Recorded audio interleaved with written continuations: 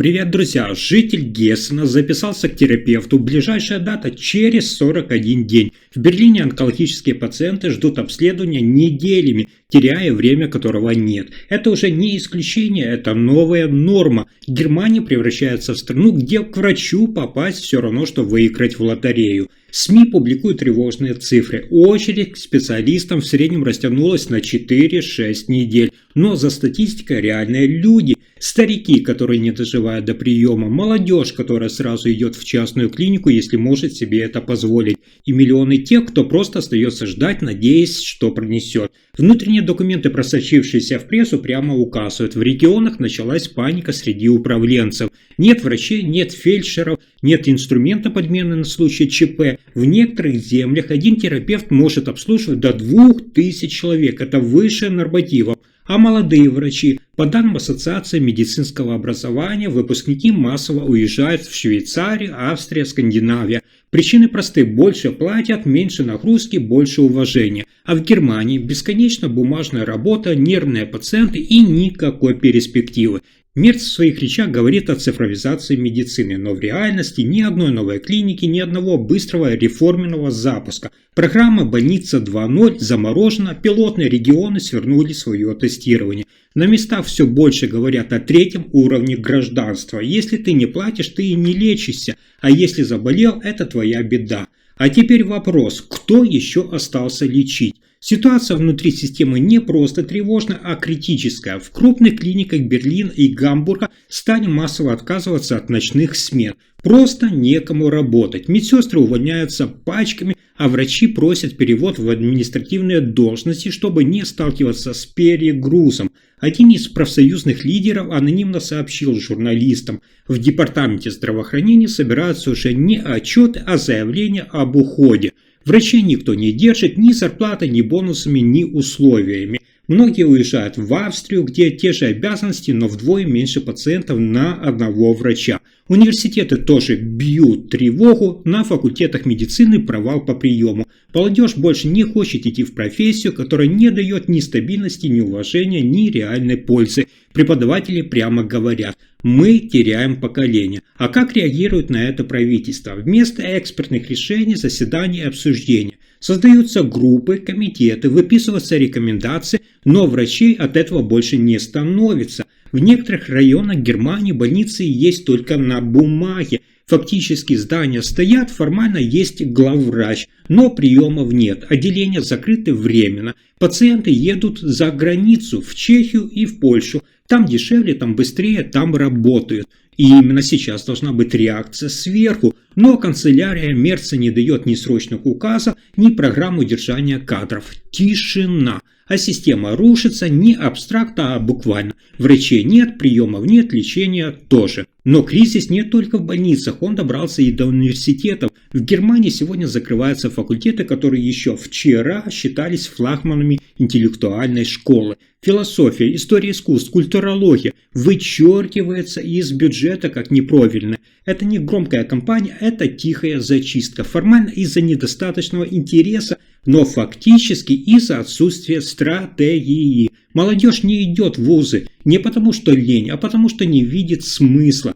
3 года лекций, долги по стипендиям, а на выходе ни работы, ни признания. По данным Ассоциации студентов, более 40% первокурсников уходят до окончания первого курса. Такого не было даже в ковидные годы. А дальше еще интереснее. Как сообщают источники сферы образования, в федеральных землях идет негласное распределение финансирования.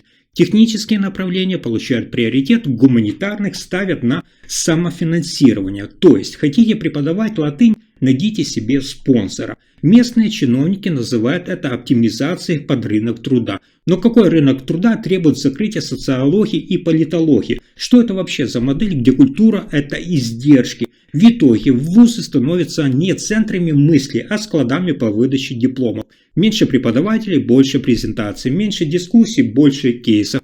Набор терминов, табличек и графиков, и готово. Вы специалист по глобальному будущему. Но где здесь элита? Где люди, которые будут понимать смысл, а не только цифры? Сейчас такой подготовки просто не дают. И когда образование превращают в обслуживание, дальше только хуже. Если кампус становится логистическим центром, это тревожный сигнал. В последние месяцы закрылись сразу 3 филиала университетов в Северной Германии. Формально это объединение ресурсов, но студенты говорят прямо – это ликвидация. Стипендии урезают, кафедры объединяют, преподавателям предлагают контракты не на год, а на семестр. Об этом говорится в ряде документов, с которыми удалось ознакомиться журналистам студенческих изданий. Смысл все подгоняется под гибкость, а за этой гибкостью пустота. Министерство образования уверяет, ставка делается на прикладные школы и технические колледжи, то есть готовить не мыслителей, а исполнителей,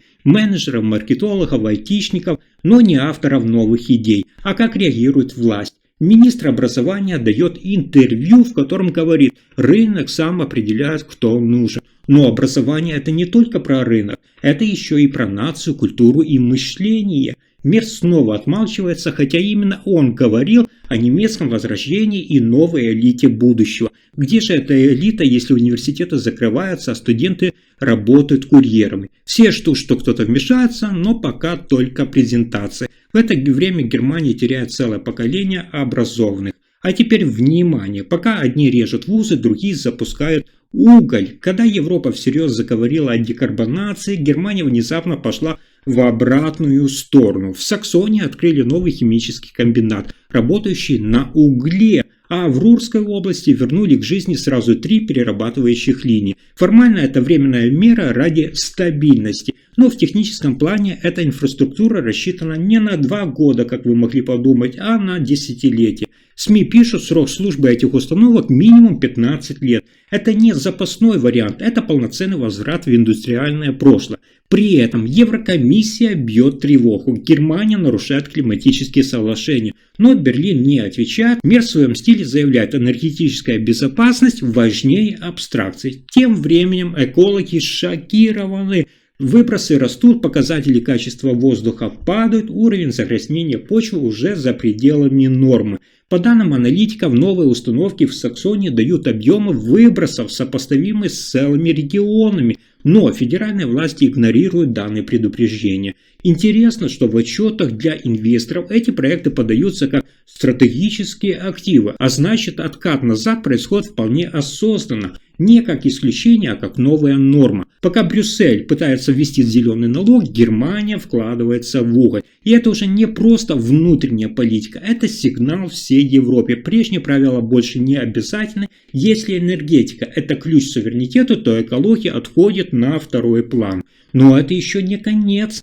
Химия в Тюрингии подрывает доверие окончательно. В кулуарах обсуждается запуск сразу нескольких промышленных кластеров. Один из таких в Тюрингии буквально на границе с природным заповедником. Местные жители в шоке, под строительство хотят отдать земли, которые считались охраняемыми. Как сообщают немецкие экологические порталы, речь идет о проекте, где сразу 3 химических завода получат налоговые льготы. Инвесторы – это частные концерны, государство компенсирует до 40% затрат на инфраструктуру. Официально для ускорения роста, по факту ради переноса производства из Азии обратно в Германию. И пока Брюссель молчит, Германия уходит в промышленную перезагрузку, где природа – побочный эффект. Неужели страна, которая вдохновляла мир зеленой революцией, теперь выбрала обратный путь? Если вам понравился мой рассказ, ставьте лайк, подписывайтесь, делитесь этим видео. Спасибо за просмотр.